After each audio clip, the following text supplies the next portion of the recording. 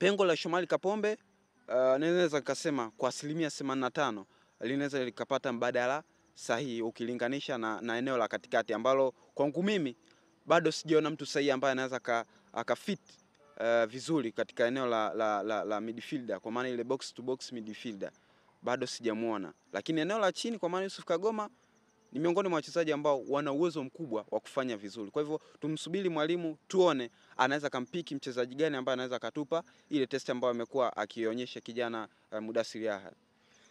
Kwa namna ambavyo majina yaliyoitwa katika kikosi, unamwona ni mchezaji yupi ambaye anaweza kuvaa ule uhusika ambao Mudathir huaga anakuwa nao wakati anacheza katika eneo la kiungo, kwa sababu tunaamini kukosekana kwake inaweza isiwe sababu ya mwalimu kumfanya asitoke moja kwa moja katika mipango yake, kwa sababu amekosekana sasa hivi, wakati mwingine anaweza kupatikana.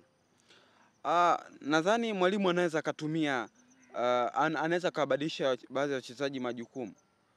Kwa mfano katika eneo la chini kwa maana ya tunasema wale center back kwa maana ya Abdullah Baka pamoja na Wilson Nangu ambao wote wamejumuishwa katika kikosi cha timu ya taifa ambao kitacheza mechi ya kirafiki dhidi ya Bafana.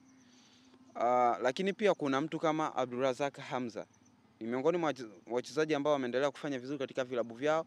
Kwa hivyo mwalimu ana uwezo wa kuwatumia wote hawa wawili, kwa maana wawili akiwatumia katika eneo la chini kwa maana ya wale center back 4 na 5, lakini mmoja akampandisha juu kwa ajili ya kutoa usaidizi kwa mtu kama Yusuf Kagoma. Lakini kama mwalimu atapata fursa zaidi, kwangu mimi kwa kuwa huu ni mchezo wa kirafiki, basi anahitajika kumtafuta box to box midfielder ambaye ana uwezo wa kufit kushambulia pamoja na kuisaidia timu pale ambapo inashambuliwa.